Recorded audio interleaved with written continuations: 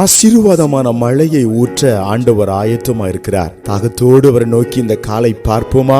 அருள்மழை பொழிவதை காண்பீர்கள். சங்கீதம் 42:2 என் ஆத்துமா தேவன் மேல், ஜீவனுள்ள தேவன் மேலேயே தாகமா இருக்கிறது. நான் எப்பொழுது தேவனுடைய சந்ததியில் வந்து நிற்பேன். அன்புக்குரியவர்களே, தாவீது அரசனுடைய ஏக்கத்தை பார்த்தீர்களா?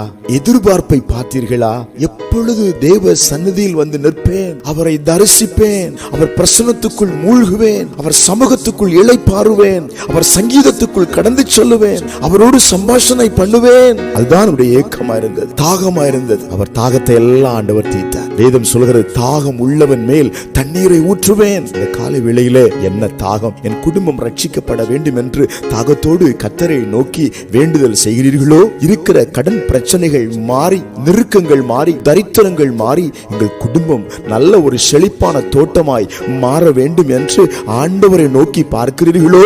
ஆசீர்வாதமான மழை எங்கள் குடும்பம் என்னும் தோட்டத்தில், எங்கள் சபை என்னும் தோட்டத்தில் திரளாக ஏராளமாக பெய்து இறங்க வேண்டும் என்று அவருடைய முகத்தை நோக்கி பார்க்கிறீர்களோ? உங்கள் தாகத்தை ஆண்டவர் நிச்சயமாய் தீர்ப்பார். வறண்ட பூமியை மழை தண்ணீர் நனைத்து அதில் இருக்கிற விதையை முளைக்க செய்வது போல உங்களை பரலோக தூறல் நனைக்கும், பரலோக பின்மாறி நனைக்கும். தாகத்தோடு மாத்திரம் காணப்படுங்கள். இந்த வேளையில ஜெபத்தின் மேல் ஒரு தாகம், பரிசுத்தமான வாழ்க்கையின் மேல ஒரு தாகம், தேசம் ரட்சிக்கப்பட வேண்டும் என்ற ஒரு தாகம், எல்லாரும் குடும்பமாய் தேவனை ஆராதிக்க வேண்டும் என்ற தாகம் உங்களுக்குள் எழும்பட்டும். நிச்சயமாய் நீங்கள் ஆசீர்வதிக்கப்படுவீர்கள். தாவீது கண்ட சகல நன்மைகளையும் நீங்கள் காண்பீர்கள். கலங்காதிருங்கள். ஜெபிப்போம். எங்கள் பரலோகத்தின் பிதா, இப்பொழுதும் தாகமுள்ள ஆத்துமா மேல கர்த்தருடைய மகிமை இறங்குவதற்காய் ஸ்தோத்திரம். ஆசீர்வாதமான மழை பொழிவதற்காய் ஸ்தோத்திரம். ஜெபத்தில் இணைந்திருக்கிறவர்களை தேவன் நிரப்புவதற்காய் ஸ்தோத்திரம். இயேசுவின் நாமத்தில் ஆமென்.